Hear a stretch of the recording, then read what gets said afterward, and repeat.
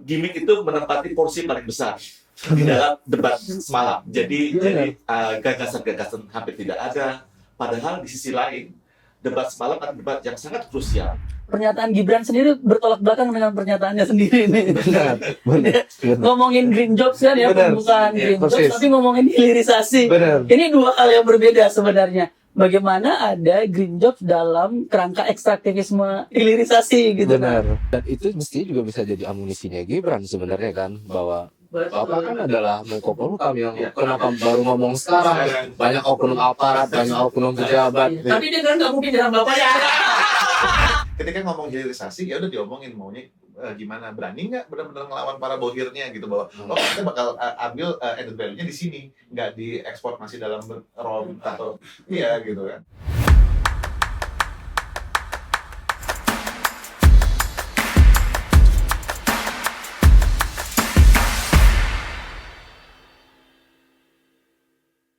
Selamat pagi, selamat siang, dan selamat malam untuk semua pemirsa. Ini adalah podcast perdana SIEJ dan kali ini spesial karena podcast perdana kami mengangkat tentang pembahasan debat Cawapres tadi malam ya, yang memang tema-tema yang selama ini kami geluti, tema lingkungan hidup, tema iklim. SIEJ adalah organisasi jurnalis lingkungan di Indonesia. Memiliki anggota lebih dari 400 yang tersebar di 26 provinsi, dan jurnalisme lingkungan adalah menjadi core utama dari basis gerakan organisasi ini. Jadi kami pikir penting untuk menghadirkan sebuah perbincangan yang renyah, substansi gitu, ringan, santai, tapi non receh. Tapi bukan receh gitu. Nah, kali ini sudah ada bersama saya para narasumber dan sebenarnya para senior yang saya sudah sering lihat gitu ya, rilis maupun statement-statement di media gitu. Ada Mas Wira, sekarang lebih banyak memfokuskan aktivitasnya pada penelitian terhadap isu transisi energi berkelanjutan. Gimana kabarnya Mas? Baik, Mas. Tadi malam mengikuti lah ya. Mengikuti, secara langsung. Dan di sebelah Mas Wira ada Iqbal, adalah juru kampanye hutan Greenpeace Indonesia. Gimana Bal? Sehat Bang. Rasa kayaknya sudah nggak sabar ingin ngomentarin ini ya. Pengen ngulitin gitu. Pengen ngulitin malah. Sukses. Dan di samping Iqbal, di hadapan saya ada Mas Tony dari Asia Manager Kampanye ya, Asia Manager Campaign dari 350 ya, 350. Dan itu juga CSO yang lebih banyak memfokuskan pada isu-isu iklim dan transisi energi ya. Betul. Oke, Mas Wira, Bung Iqbal dan Mas Tony, saya ucapkan terima kasih.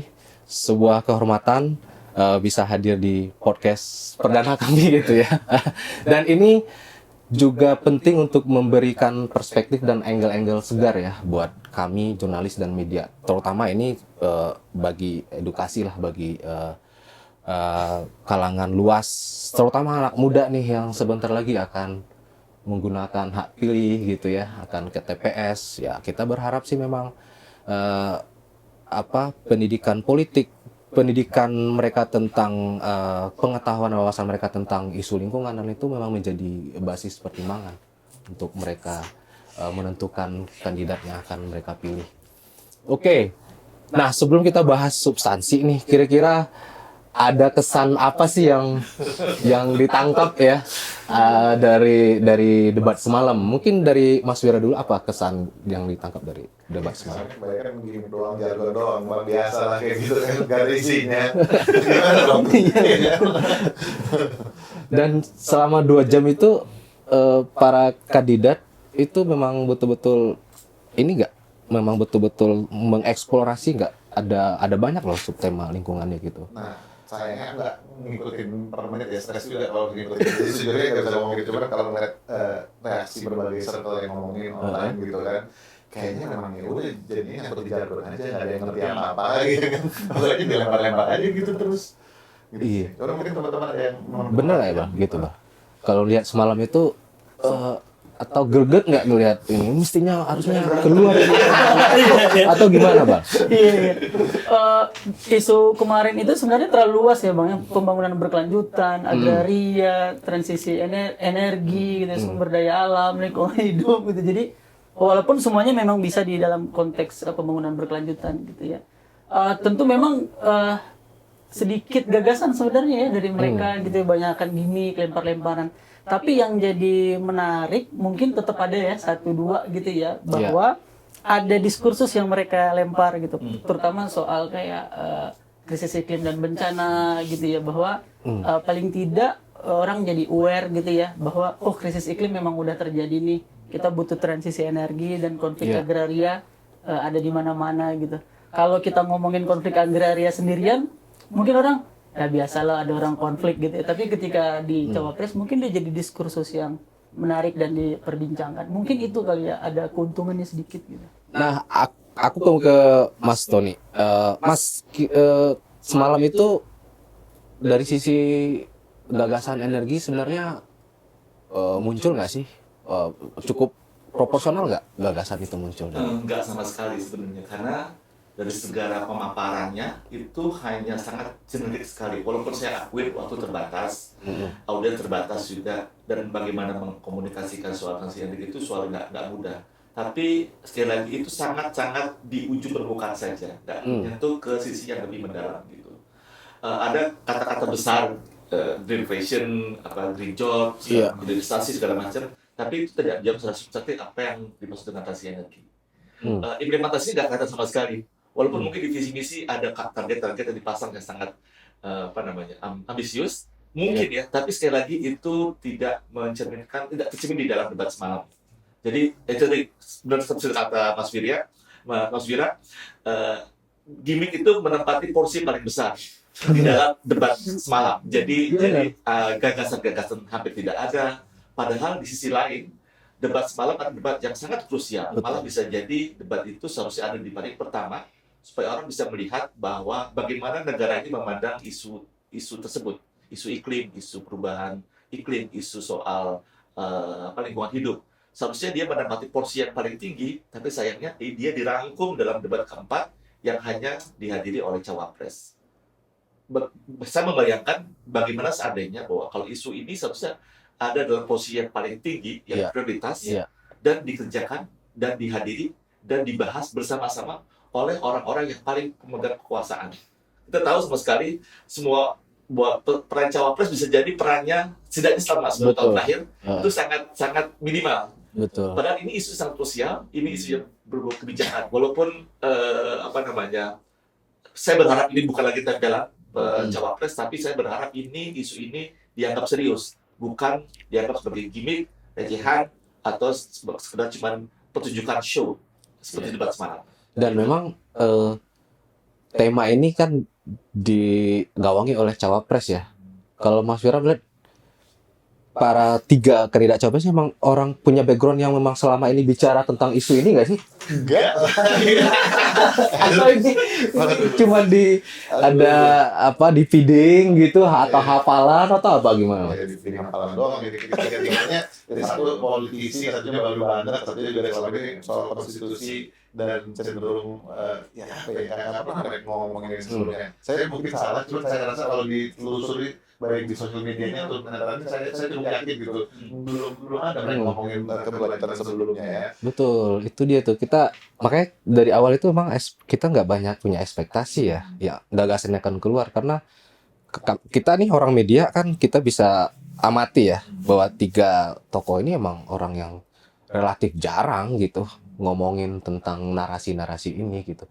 Tapi itu kalau Pak Mahfud, kalau kita lihat lebih banyak pendekatan hukumnya, benar nggak? Iya betul. Gimana? Mungkin karena background dia gitu ya, dan belakangan kan dia bikin ini ya, reformasi hukum ya, tim reformasi hukum. Dan salah satu poinnya itu agraria memang. Jadi yang kalau dari Mas Wira tadi, kira-kira mungkin dari 3 ini yang punya singgungan dikit sama tema sebenarnya Pak Mahfud ya gitu ya. Mungkin ada si Muhaimin punya singgungan desa. Iya, sama desa. Jadi menteri desa kan ya, menteri transmigrasi dan tertinggal kan Desa ya. tertinggal di masa itu kan nomenklatur namanya itu ya. Masih namanya itu ya desa gitu ya. Gibran sebenarnya juga harusnya ya karena dia dari tapak ya dari pemerintahan paling kecil kan lah ya kok Iya. tingkat desa gitu walaupun dia di Kota Solo gitu ya. Tapi kemarin tuh yang punya statement yang mungkin kalau lihat latar belakang Pak Mahfud kali ya karena dia ngomongin soal Betul. reforma agraria. Tapi lagi-lagi reforma agraria yang dimaksud Pak Mahfud ini punya sejarah sebenarnya. MK35 kan dia paham ya Oh, soal masyarakat adat gitu ya. Lalu kemudian di masa mereka juga kan sebenarnya pengakuan masyarakat adat belum selesai sampai sekarang gitu. Kemarin dia sempat ngomong tuh kita akan selesaikan ya. Nah itu lah selama menjabat kemarin Bapak di mana gitu ya. Jadi yang gini-gini. Termasuk Muhaimin kan. Muhaimin kan dulu di anggota DPR kan. Betul, Maksudnya dia juga kita bisa legislator lah ya. Kemana dia dulu ngomongin Iya. masyarakat adat. Masyarakat adat itu undang-undang masyarakat adat. RUU nya dari masyarakat adat 2014. 2000 sebenarnya itu dari 2012 tuh Bang. Kalau kita lihat MK35 gitu ya. Lalu masuk prolegnas sekitar 2014. 2014 kan. masuk prolegnas. Artinya hampir 10 tahun tuh gitu-gitu aja gitu. Jadi ya Iya. kita memang tahu ya banyak gimmick lah memang ya mereka sindir-sindiran termasuk Benar. ngomongin masyarakat adat tidak boleh 1 tahun sekali misalnya dari pakaian adat gitu. Tapi emang mau apa lagi gitu lah yang kita harapkan. Harusnya mereka lebih clear juga ya. Benar, dan ya itulah yang kita mestinya clue-clue yang dia sampaikan kita tuh berharap ada gagasan yang lebih genuine ya. Dan awalnya kalau di awal itu ya ketika kan Muhaimin kan duluan tuh kesempatan pertama dia udah langsung nembak dengan food estate gitu. Wah, kita ini nggak sabar deh pengen ternyata kita akan ini bakal manjak nih ternyata ya sosok aja gitu ya. Gimana Mas Wirang? Ya itu sih paling gemesnya kalau mau ngeberesin warna lah apa kabar. Iya. Kan kalau tumpang di hukum mestinya juga warna dikedepankan kan. Diperjelas aja gitu. Dan itu urusan semua food estate semua masalah ada jadi jelas dari sana gitu. Kemarin ngomongin one map tuh Gibran ya, tapi cuma ngomong doang nggak tahu apa itu one map gitu.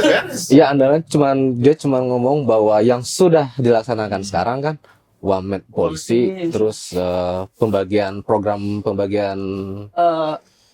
sertifikat gitu ya. kan, dan ya itu tadi gitu masih ya yang permukaan gitu. Dan yang saya sayangkan saya nggak tahu isu energi sangat kecil sekali gimana Ya, menurut ini penting karena memang isu energi ini seharusnya sudah menjadi bahan pembicaraan yang nggak kuat ya.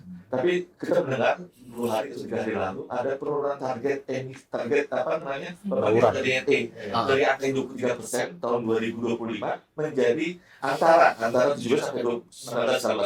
Ya, ini sebenarnya suatu hal yang sangat memalukan menurut saya karena di tengah ada gelombang negara-negara berpindah transisi energi ke yang lebih terbarukan, tapi Indonesia malah mundur ke belakang. Sebenarnya ini sedang apa Indonesia? Di negara lain mereka pada maju untuk meningkatkan target mereka sehingga angka yang maksimal. ISL menyebutkan bahwa sebenarnya 40% itu sebenarnya bisa dilakukan di tahun 2030. Tapi Indonesia malah menurunkan. Saya nggak tahu alasannya kenapa. Apakah bisa jadi karena udah terlanjur ngeruk batu bara sehingga dia harus dijual, atau misalnya ada tekanan-tekanan tertentu, atau misalnya memang seperti inilah Indonesia. Di sisi lain, JP yang angkanya 310 triliun rupiah, iya. itu sebenarnya potensi besar sekali. Walaupun ada banyak debat argumen soal dana JP kemana aja. Tapi sekali lagi, kenapa di tengah segala potensi tadi, Indonesia malah milih mundur ke belakang, menurunkan target mereka dan tidak mau maju ke depan. Ini yang saya sangat sayang sekali. Dan kalaupun semalam itu dibahas soal energi baru terbarukan kan, itu kan lebih menitikkan kepada sektor elektrifikasi kan sebenarnya. Kita tidak mendengar bahwa energi bahan bakar gitu ya, itu juga tidak ada malah kan keluar di breakdown gitu strateginya. Dan tawarannya adalah lebih banyak pada solusi palsu. Sekali lagi gimmick. Solusi palsu soal carbon storage, solusi palsu soal yang lain-lain, bioetanol segala macam. Sebenarnya ini menambah beban target kita. Padahal sebenarnya angin dan matahari itu sudah cukup bisa memenuhi target kita sebenarnya. Dan itu nggak disentuh dengan cukup maksimal. Gitu. Ditambah lagi segala macam kebijakan yang tidak memberikan insentif banyak kepada orang yang mau melakukannya, terutama di tingkat perumahan. Nah, menarik nih Mas, semalam itu kan Gibran sempat bicara soal bahwa transisi ini kan tidak mudah gitu ya, costly katanya. Bahkan dia punya istilah baru, saya nggak tahu, nanti tolong diperjelas. Yang bikin Pak Mahfud sempat seperti jengkel atau apa, saya tidak mau jawab itu ya, greenflation gitu. Apakah memang mahal gitu untuk cost untuk kita menuju transisi ini energi? Oke, jadi yang perlu diingat sebenarnya semenjak 2016-2017 untuk biaya teknologinya sendiri, energi terbarukan apalagi solar dan wind itu sudah lebih murah gitu kan daripada bahkan batu bara sebetulnya. Tapi memang masalahnya di Indonesia untuk mengimplementasikannya kan struktur pasar kita gitu, dan tentunya ada PLN di sana dan perannya yang multifungsi itu kadang-kadang jadi penghambat dan di mana teknologi udah murah. Iya. Tapi untuk implementasinya, untuk dipasangnya jadinya sedikit lebih mahal gitu karena ada transaction cost berlapis-lapis tergantung gimana ngurusnya gitu kan. Nah, masalahnya gitu sebenarnya yang lebih mahal itu yang solusi palsu yang dibilang Bung Tony tadi, gitu kan, CCS, CCUS terbukti itu lebih mahal, karbon ya, dan juga bioenergi, bioetanol gitu kan sebenarnya lebih mahal gitu. Kalaupun mau ke sana gitu sebenarnya mestinya dijelasin kenapa sih gitu kan. Emang ada beberapa sektor-sektor yang mungkin sedikit lebih susah di dekarbonisasi daripada yang lain. Tapi saat ini dari kebijakan selama ini kayaknya saat ini itu wholesale aja, mereka nggak mikir mana pokoknya ini teknologinya. Ya, saya sih curiganya gitu memang ada teman-teman di pemerintahan yang kerjasama dengan teman-teman pemerintahan lain. Pokoknya masuk, karena kan biaya impor teknologi mahal, itu kan yang dibahas itu kan. Nah, sebenarnya sebenarnya solusi palsu itu semuanya biaya teknologi lebih mahal daripada energi terbarukan. Dan energi terbarukan bisa didapatkan dengan istilahnya kita nggak usah beli mahal-mahal gitu. Kita mau beli solar PV ya beli solar PV aja, gitu kan. Kepingannya bisa dibeli, kita nggak usah beli teknologi setiap saat gitu. Cuman kalau mau beli CCUS kita harus beli CCUS yang turbin aja seringkali kita masih impor dari luar gitu kan, dan itu skalanya lebih besar gitu. Jadi ketika dibilang mahal mohon dicermati gitu, ini mahalnya kenapa, apa yang mau dilakukan untuk menghadapi itu. Meskipun Gibran sudah ngomong pada saat ditanya Pak Mahfud semalam kebijakan insentif dan disentif, Gibran mengklaim selama ini kan sudah dikasih tax allowance, tax holiday, bahkan kebebasan bea masuk. Saya menangkap itu bea masuk kali ya, bea modal gitu. Itu gimana? Nggak menggairahkan juga atau sudah bergairah sebenarnya sektor ini selama ini di swasta? Nah itu sebenarnya gairah untuk investasi untuk energi terbarukan sebenarnya udah ada, tapi seringkali roadblocknya seringkali ke PLN. Saya nggak mau menyalahkan PLN sepenuhnya, tapi karena mereka multifungsi itu mereka sendiri juga jadi susah kondisinya. Karena dia satu-satunya. Nah, ini satu-satunya. Opeker di Indonesia. Jadi jangan dikira saya ngedorong liberalisasi, enggak juga. Liberalisasi banyak masalahnya juga gitu kan. Tapi perlu dicermati kenapa begitu. Mungkin perlu dari 3 role utamanya, regulator, operator juga perlu dikurangin. PLN mikir mau fokus kemana deh gitu kan.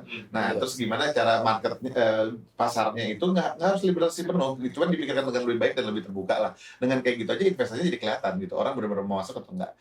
Soal dukungan itu pun gitu, ini di Indonesia sering kali kita tuh kayak bilang, oh saya ngedukung ini, tapi sebenarnya masih banyak yang memberatkan di sini gitu, yang nggak dicermati. Misalnya JETP, kita bilang, oh 300 triliun gede ya, itu over 5 tahun, oke lah, soal itu kemana bisa kita bahas nanti, tapi kalau kita ingat subsidi kita untuk BBM tiap tahun berapa? Gitu kan, lebih gede daripada itu, dan itu tiap tahun loh gitu. Dan lagi-lagi bukan saya bilang subsidi itu jelek, sama sekali enggak, tapi selama ini kan udah banyak teman-teman ekonom juga bilang subsidi itu harus lebih tajam gitu, harus diperjelas tujuannya kemana gitu, jangan wholesale aja, karena lebih sering subsidi BBM ya yang punya mobil yang dapat gitu kan. Katanya mau nurunin inflasi buat transportasi segala macam, ya difokuskan ke seksi transportasi makanan dan bahan pangan gitu. Hal seperti itu Bang. Nah kalau tadi si Muhaimin awal dia udah ngegas dulu food estate, di Gibran jualannya langsung hilirisasi nikel, apalagi timah, dan dia sempat menjabarkan kan bahwa kita terbesar, penghasil nikel terbesar di dunia, timah nomor 2. Ini kan ada kaitannya dengan transisi energi juga sih sebenarnya. Ini gimana? Hilirisasi ini memang arah masa depan energi baru kita atau gimana ini? Gini, kata hilirisasi itu maksudnya baik gitu kan, dan saya mendukung maksud baik tersebut sebetulnya. Tapi kalau ngeliat bahwa gini, kita ya dari 3 tahun terakhir kita di nomor 2 eksportir nikel dunia, tapi apakah itu ngefek ke PDB kita? Apakah ngefek ke orang-orang di sekitar tambang nikel tersebut? Gitu kan, properti premiumnya masih ada, gitu. Nyebelin banget kan gitu. Jadi ketika ngomong hilirisasi ya udah diomongin maunya gimana, berani nggak benar-benar ngelawan para bohirnya gitu, bahwa oh kita bakal ambil added value-nya di sini, nggak diekspor masih dalam ROM atau iya gitu kan. Dan nol katanya ya royaltinya kan. Nah itu loh, kenapa begitu gitu kan. Jadi menarik Bang. Ngomongin nikel kan, berarti Iya. kan material yang paling hulu tuh. Hilirisasi. Ya itu kan ekstraktif Iya. banget itu.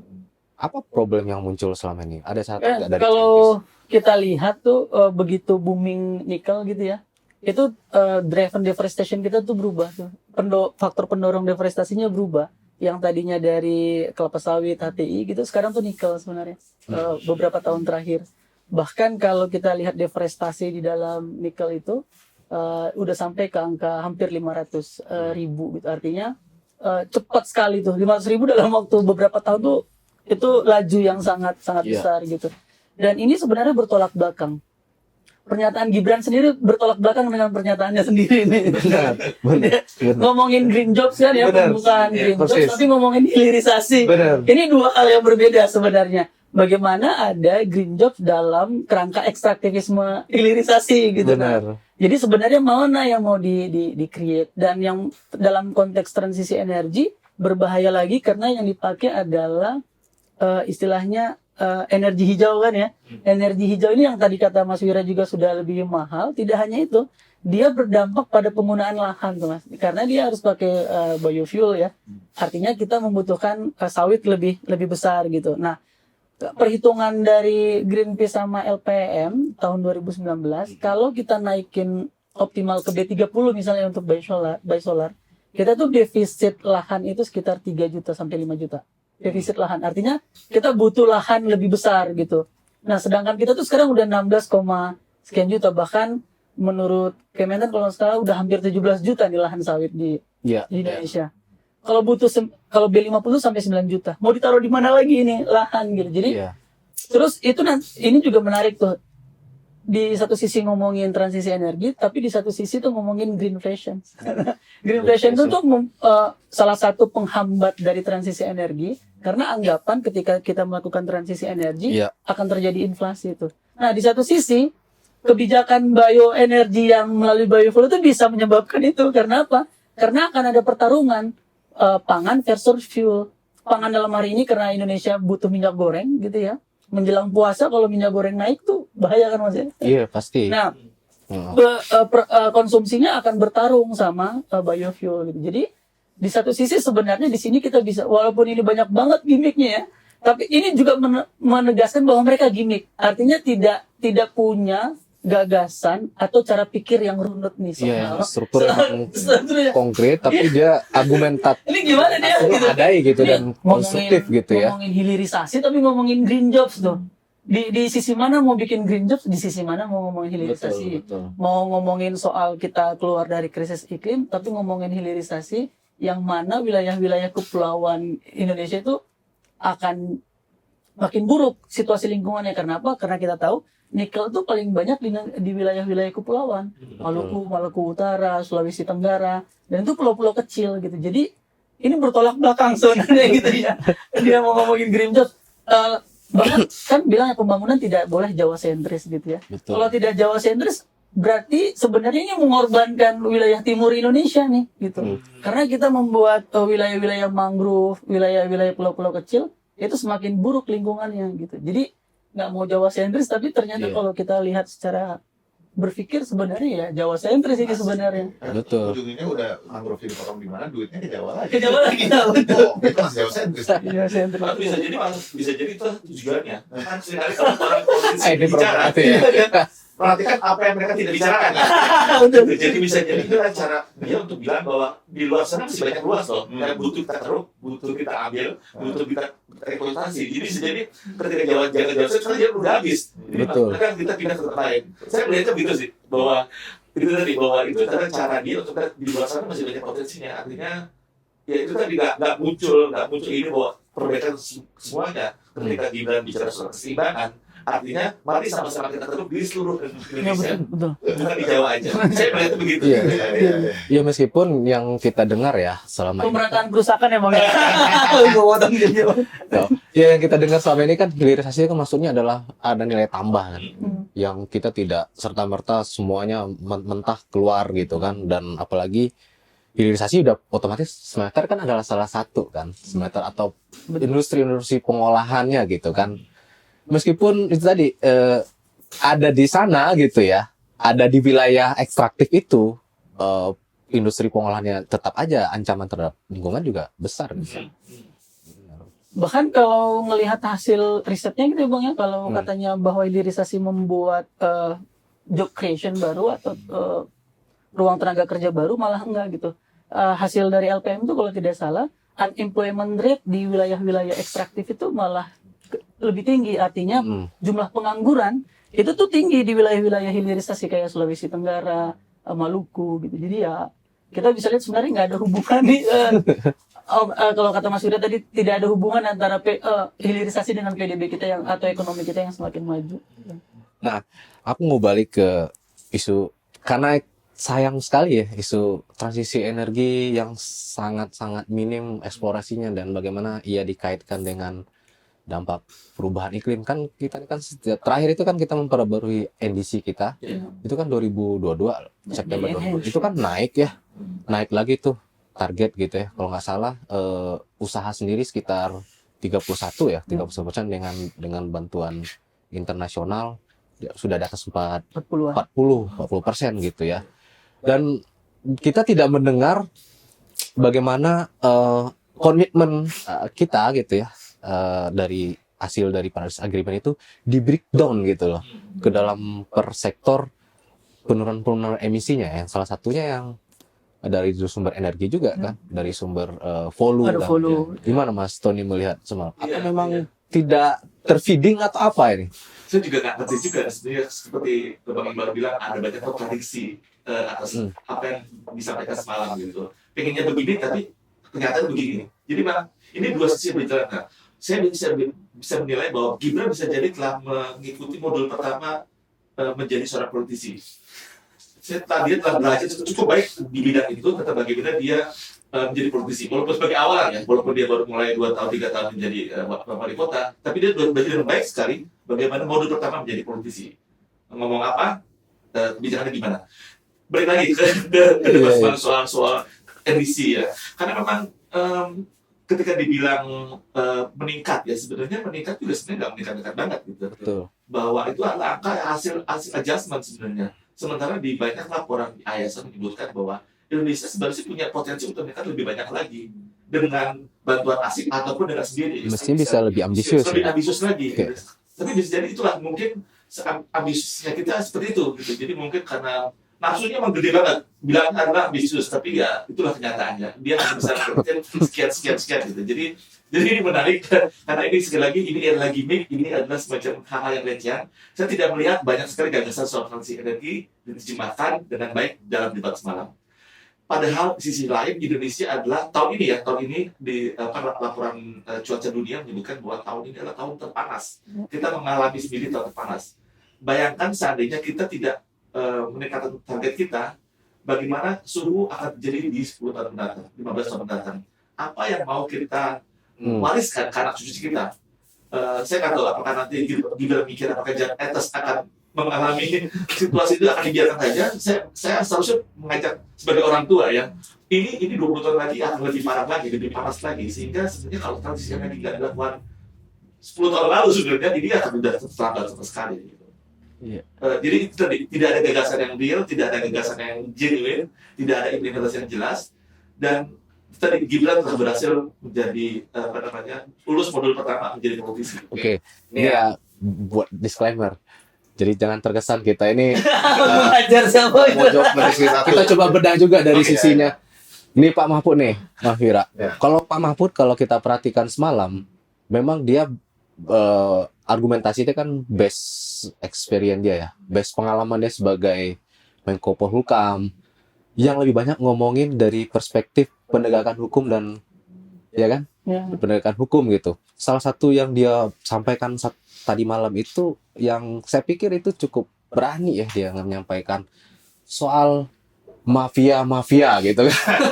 Mafia, bahkan dia secara terang-terangan menyebutkan eksplisit bahwa kalau ya Gibran ngomongin soal ya cabut aja izinnya gitu. Bagi Mahfud tidak semudah itu gitu kan, prakteknya susah gitu kan, dihalang-halangi gitu kan, dipersulit, dan itu banyak mafia-mafianya gitu. Bahkan Tambang ilegal nggak ada izinnya bang, apa yang mau dicabut? Iya.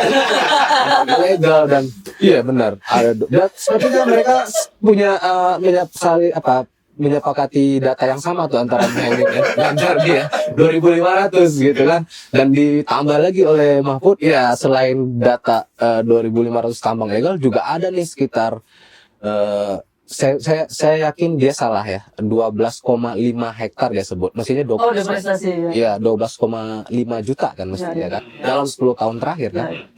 Nah itu, kalau Mas Yura melihat Pak Mahfud kan selama ini kan Menko Polhukam tuh, kan aparat keamanan kan di atas dia bos membawahi orang-orang ini semua gitu.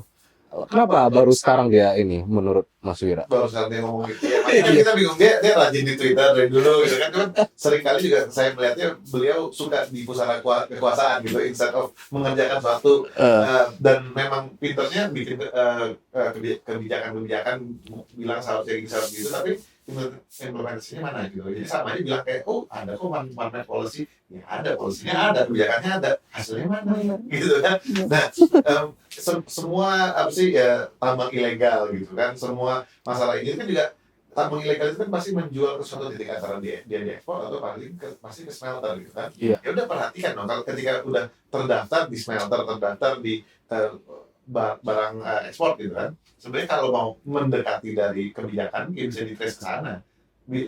Istilahnya kan itu melihat supply chain-nya, lihat ini originnya dari mana, gitu aja telusuri gitu. Dan kalau memang berani melawan mafia gitu kan, saya sebenarnya juga curiga beliau enggak sih gitu kan, kita fair-fairan aja nih kan, karena kalau berani dari dulu bisa dikerjain gitu ya. Mestinya ya. Ditelusuri dari sana, tapi kan pasti perusahaan-perusahaan itu juga teman-temannya juga, gimana dong?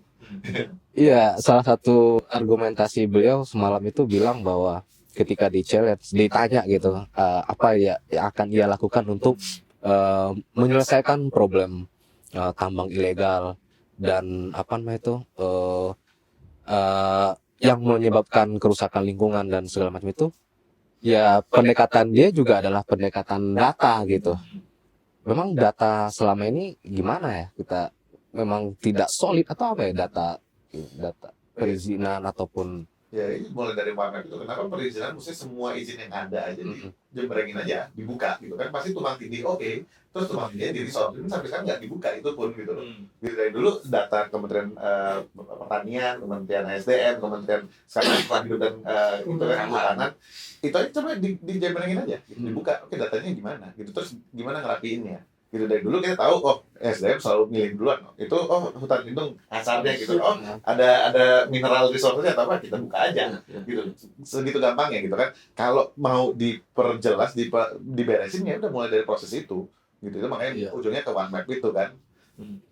Iya, supaya bisa tahu kalau di overlay ini kelihatan jelas sama sekali gitu. Karena sebenarnya kalau kita mau niat itu berlaku, itu dilakukan sejak lama gitu. Toh Omnibus Law udah 8 bulan, sudah cepat selesai gitu.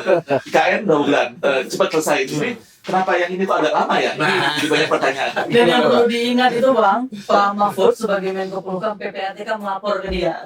nah Jadi aliran pendanaan uang-uang dari tambang dan sebagainya itu dia paham. Tahu ya? Dan Seharusnya kemarin ya. PPATK kan bilang tuh ada aliran dana dari lingkungan hidup ke partai-partai politik misalnya. Artinya harusnya Pak Mahfud ya sebagai, walaupun dia sekarang cawapres tapi dia masih menjabat, itu tuh jadi persoalan. Lalu kemudian dia kan sering bilang saya berdiskusi dengan KPK, saya berdiskusi betul, dengan KPK. dia selalu ngutip data KPK. Selalu mengutip.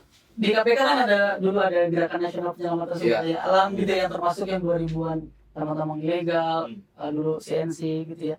Bahkan yang tumbang-tumbang tinggi itu di KPK ada Stranas tuh, ada Stranas PK di KPK. Dan itu lumayan besar loh Bang, menyelamatkan keuangan negara ketika. Betul. Waktu itu laporan GPS itu hampir puluhan triliun lah ya diselamatkan gitu. Nah, artinya kayak yang disampaikan Mas Wira, Mas Tony tadi itu soal tumbang tindih, itu pemerintah udah tahu tuh dari kapan tahun. Jangan kan pemerintah, kita juga udah pernah lihat gitu ya. Itu tuh soal tumbang tindih gitu, itu yang sampai sekarang belum diselesaikan, izin-izinnya tidak cabut, mau di gimana kan. Ada HGU, di dalamnya ada IU, ada kawasan hutan, di dalamnya ada tambang, terus ada ada lubang tambang yang nggak ada IPPKH-nya, izin pakai kawasan hutan. Itu kan seharusnya bisa diselesaikan, bisa banget gitu. Dan itu mestinya juga bisa jadi amunisinya Gibran sebenarnya kan, bahwa Betul. Bapak kan adalah Menko Polhukam yang kenapa baru ngomong sekarang, banyak oknum aparat, banyak oknum pejabat. Iya, tapi dia kan nggak mungkin dalam bapaknya. Itu bapaknya mau kayak mana nih? Itu dia. Jadi kan udah kita cari jalan tengah. Aman ya. Baik aman. Tapi menarik nih kalau seandainya debat cawapres kemarin itu akhirnya menyinggung banyak penegak hukum gitu ya. Tangkap dong yang lagi buron-buron nih. Kan ada tuh di Samarinda gitu ya, yang katanya lagi dicari dan menghilang gitu ya. Siapa namanya bang? Nanti lah kedua. Kan itu banyak tuh yang hilang. Artinya ya bisa dong ditangkap. Waktu itu kan Gakum gitu ya, dari Gakum KLHK kan langsung ke lapangan ke penegakan hukum gitu ya. Tapi kan orangnya nggak ketangkap tuh ya. Nah, saya berharap tuh meskipun zaman pemilu itu akhirnya jadi menarik sekarang ya, kalau mau ngebersihin tambang-tambang itu. Betul. Mungkin sekarang saatnya bapak-bapak aparat penegak hukum gitu ya untuk segera menyelesaikan itu. Kita tunggulah ya. Tapi kan kalau kita amati ya selama ini kan yang ilegal itu kan tidak hanya tambang toh. Ada juga sawit di dalam Kawasan hutan gitu kan. Tapi sering sekali kan penegakan hukumnya kan nggak ada sebenarnya kalau kita mau jujur kan. Yang ada itu adalah apa namanya tuh? Apa? Pemutihan atau Pemutihan kata Pak Luhut. dan kan selalu begitu gitu ya. Nah, ini menarik. Apa namanya? Sayangnya isu ini disampaikan oleh di sesinya cawapres gitu ya. Ini isu ini sebenarnya isu yang ngeri-ngeri sedap sebenarnya ya. Dan setuju nggak? Ini sebenarnya isu SDA, isu lingkungan, sebenarnya isu yang bagi politisi itu isu-isu yang agak-agak kadang bisa bikin gatal, mungkin juga isu yang perlu dihindari untuk dibahas. Gimana menurut teman-teman? Aku nyambung yang sawit dalam kawasan 3 juta loh. Wih, gede. Gede gitu. 3 juta hektar tuh gede tuh. Dalam kawasan. Di dalam kawasan tanah itu ilegal dan harusnya pidana gitu ya. Karena tidak boleh ada kegiatan atau aktivitas apapun dalam kawasan hutan kecuali aktivitas kehutanan. Dan kecuali dia punya izin gitu. Dan nggak akan ada izin pinjam pakai kawasan hutan untuk perkebunan kelapa sawit. Jadi clear sebenarnya itu ilegal gitu ya. Tapi kan kemudian diputihkan gitu. Nah, menarik kemudian kenapa diputihkan, lalu kenapa kayak Abang bilang tadi, kenapa politisi agak-agak suka menghindar. Kalau kita lihat sebenarnya ini menunjukkan relasi bisnis dan politik terhadap industri ekstraktif tinggi sebenarnya. Iya. Sebagai pembiayaan politik juga Pak. Sebagai pembiayaan politik. Makanya kenapa PPATK ngomongnya soal aliran dari industri lingkungan hidup kan ya. Betul. Kegiatan lingkungan hidup terhadap partai politik itu juga menunjukkan sebenarnya dalam perspektifnya KPK menunjukkan wanti-wanti ini sebenarnya ada aliran dana dan sebagainya. Jadi ya apalagi kayak di kita bisa mungkin sulit untuk membuktikan gitu ya, bahwa ada aliran sekian rupiah ke partai politik gitu ya. Tapi melihat tingginya hubungan orang-orang yang memiliki industri ekstraktif terhadap politik itu bisa menunjukkan bahwa politik kita tuh memang bergantung pada industri-industri ekstraktif tadi. Iya, artinya itu ada di hampir semua calon ya. Di hampir semua calon pasti punya lingkar belakangnya. Iya. Kuasa mungkin bisa jadi, mungkin tidak secara langsung menjadikan boneka, tapi bisa jadi berperan sangat penting dalam menentukan arah kebijakan, mau ngomong apa, atau tidak ngomong apa, atau mau proses apa juga jadi penting bagi mereka. Iya. Orang belakang itu. Nah, sekarang kita bahas yang Caimin. Nah, ini menarik juga sebenarnya ya. Kalau kita dengar semalam itu sepertinya memang sudah 100% ya narasinya Caimin memang sudah betul-betul sebaliknya Jokowi selama ini ya. Iya kan? Dia ngomongin apa namanya? Dia emang agak banyak beberapa kali dia mengutarakan soal krisis iklim, bencana iklim. Dia mengutarakan kurangnya partisipasi masyarakat adat, masyarakat desa dalam pembangunan gitu. Dia juga menyentil food estate dan semacamnya gitu. Nah kan belakangannya kan kita tahu semua itu kan mulus oleh undang-undang Staf Kerja salah satunya kan. Ya. Di mana PKB juga adalah Di dalam. partai yang gitu. Gimana Mas Ira, Mbak Iqbal dan Mas Tony melihat gitu. Ya kenapa juga baru sekarang gitu kan. Ya, kalau kata Mas Tony tadi kan ya emang harus mereka mirip-mirip aja semuanya gitu kan, sama-sama di belakangnya ada yang mempengaruhi juga gitu kan. Itu yang nama yang disebut semalam juga sebelumnya kerja buat siapa sekarang buat siapa ya kan gitu. Cuman emang ya itu menurut saya ya dicermati gitu. Oke lah, katanya saya benci bilang milih Resident Evil, tapi ya udah dicermati baik-baik dulu. Ini siapa yang paling banyak berpengaruh, siapa yang selama ini mengarahkan ke sana, dan kalaupun berkata mau berubah gitu, benar nggak, bisa dipegang nggak gitu kan. Kita juga sering lupa udah pemilu lagi nih, dulu janji-janji yang dulu apa kabar gitu kan. Pak Arif juga termasuk salah satu janji 10 tahun lalu, saya ingat banget, saya debat banget gitu kayak wah berani gitu. Jujur saya pilih karena itu gitu kan. Terus bertahun-tahun kemudian mana ya, gimana tuh, gimana Nggak ada momennya.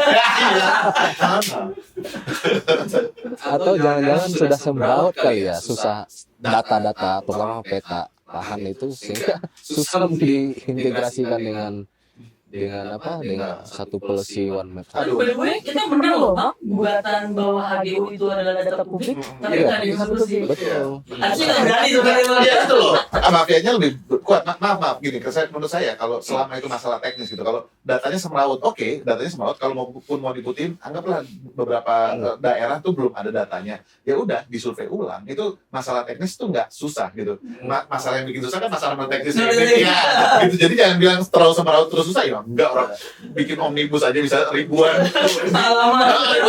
ribuan peraturan dibabat semua. Ya elah, ini mah tinggal survei lagi gitu kan. Ya makanya agak ya balik lagi ke Gibran ya, semalam dia ngomongin AMDAL gitu ya. Ya kita tahu lah ada pengkebirian partisipasi masyarakat kan dalam penyusunan AMDAL di Undang-Undang Cipta Kerja hari ini gitu kan. Iya.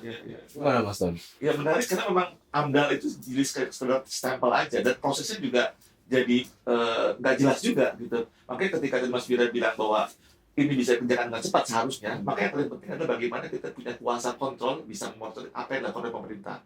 Maka penting sekali bagi kita untuk jadi oposisi yang sangat kritis untuk melihat apapun kebijakan dilakukan, harus kita tekan terus modelnya. Jadi tadi tidak kita ngasih kartu bebas aksi untuk ke semua capres ini. Kita harus pegang, tapi jangan lepas sama sekali. Ini kartu yang kita titipkan, mungkin kalau memang teman-teman bebas, sekali lagi mungkin bisa jadi teman-teman ada yang milih atau tidak milih, tapi ketika kita milih, kartu itu harus kita berikan dengan tetap pengawasan, supaya kita tetap bisa mengasih, tetap bisa marah-marah, bisa nekan mereka untuk ini yang harus dilakukan gitu. Makanya penguatan lembaga-lembaga di sekitarnya untuk mengurangi peran si orang-orang di belakang mereka itu menjadi penting untuk setidaknya bukan menghilangkan sama sekali, tapi menyeimbangkan bahwa oke, ada tekanan, tapi juga ada tekanan dari publik juga secara khusus untuk menekan mereka. Gitu sih bayangan saya sih gitu. Iya. Dengan debat tema lingkungan hidup ya yang tadi malam, kemarin sudah kita saksikan. Kira-kira ini akan signifikan nggak sih? Ya mungkin kita tunggu hasil survei barangkali ya.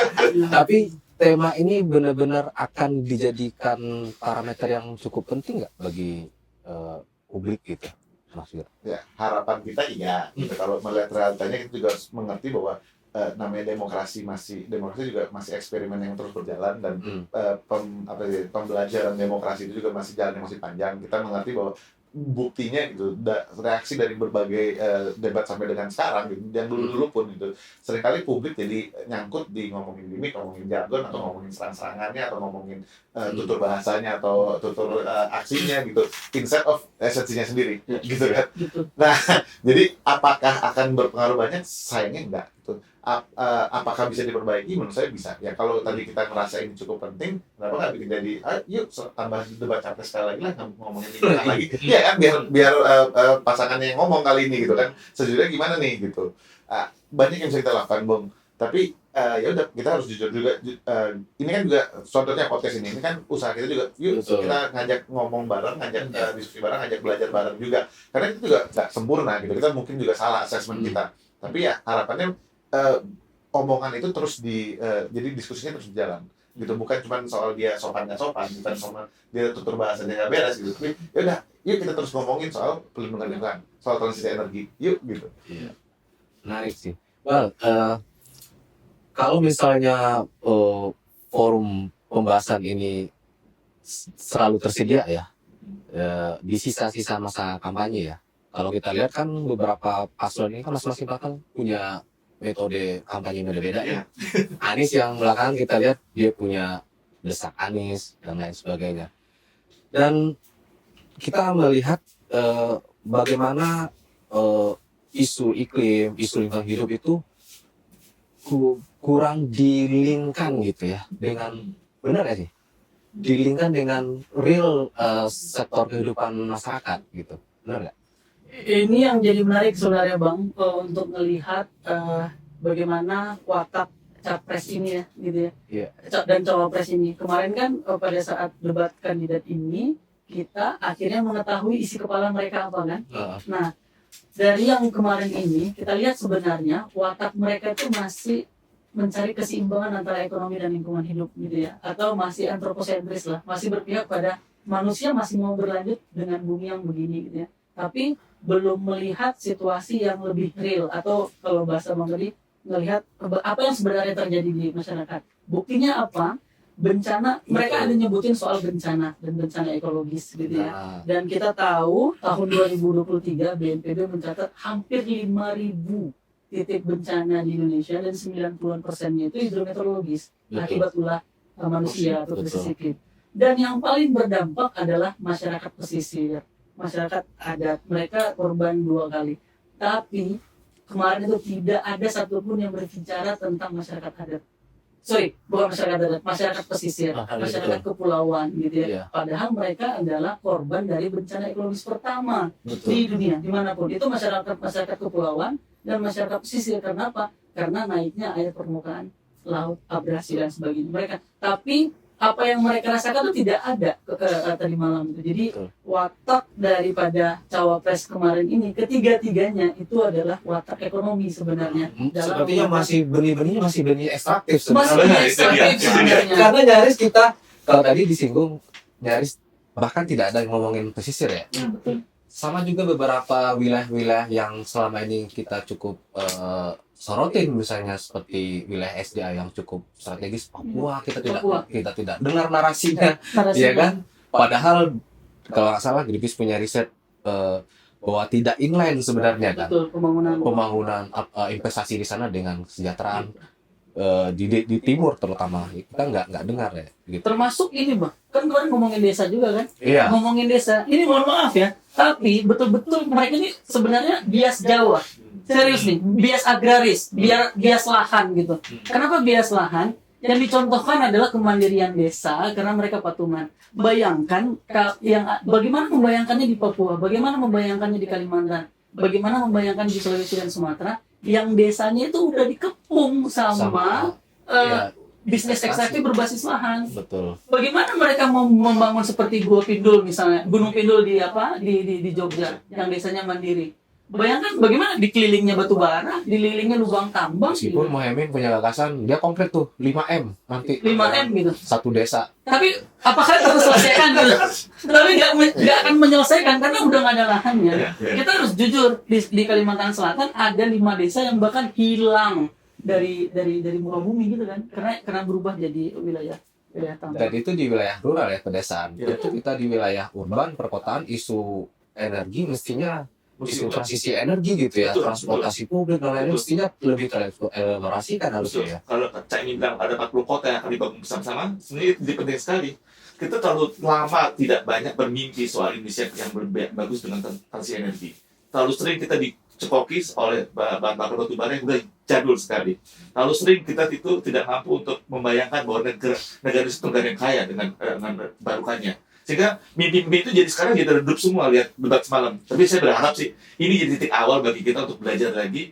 Ini kerja yang masih panjang. Saya punya kelompok-kelompok volunteer yang mungkin menjadi bahan contoh buat mereka. Ini harus kita berubah. Kita harus lakukan perubahan.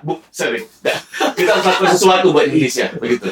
Sebenarnya bisa apa juga perubahan untuk perbaikan dan penyempurnaan. Oke, menarik. Terakhir, harapannya apa setelah debat semalam? Udah pastilah ya, yang trending kita sudah bisa tebak gitu ya, songong, terus apalagi tadi malam gitu. Dan tentu kita berharap akan menuju hari-hari mendekati pemilihan ini, narasinya tentu lebih ini lagi ya, lebih dicerna dan lebih mengedukasi calon pemilih mungkin kali ya, yang akan jadi bahan pertimbangan buat mereka menentukan kandidat mana Layak. yang layak untuk dia titipkan. Dari Mas Wira, catatan terakhir sebelum kita tutup Dan podcast. terakhir ya, semoga teman-teman yang nonton, yang mendengarkan terus kritis gitu, terus mempertanyakan dan terus megang itu semua janji-janjinya gitu kan. Siapapun yang dipilih gitu kan, kita semua peduli sama Indonesia. Ya udah, jangan fokus ke berantemnya, tapi fokus ke hasilnya gimana. Mungkin. Kebijakan sumber daya alam lingkungan kita ditentukan melalui keputusan-keputusan politik gitu ya, sehingga kita harus benar-benar tahu siapa yang kita pilih, karena salah pilih susah pulih. Pasti Mantap. ini adalah untuk generasi-generasi mendatang gitu ya, yang akibatnya akan kita tanggung di masa mendatang. Mas Tony, terakhir Mas. Oke. Terakhir, kalau teman-teman berpikir 20 tahun lagi, 30 tahun lagi, ketika anak-anak kalian bertanya kepada kalian sebagai ayah, orang tua, ketika tanya, ayah, 20 tahun lalu, apa yang kamu lakukan buat produk Indonesia? Dan saya bisa dengan bangga bilang, saya pilih orang yang tepat dan saya menjaga janji-janji itu dengan baik. Dan terus mengkritisi kebijakan-kebijakan mereka. Gitu. Oke, terima kasih Mas Wira, Iqbal dan Mas Tony. Mungkin nanti kita akan bahas di tema-tema berikutnya ya, terkait dengan isu lingkungan hidup, krisis iklim dan sebagainya. Demikian perbincangan kami. Tunggu untuk episode podcast SCEJ di masa mendatang. Salam lestari. Salam. Salam. Sampai ketemu. Ini bang. Mantap. Udah ada ini. Selamat. Udah segera. Aduh.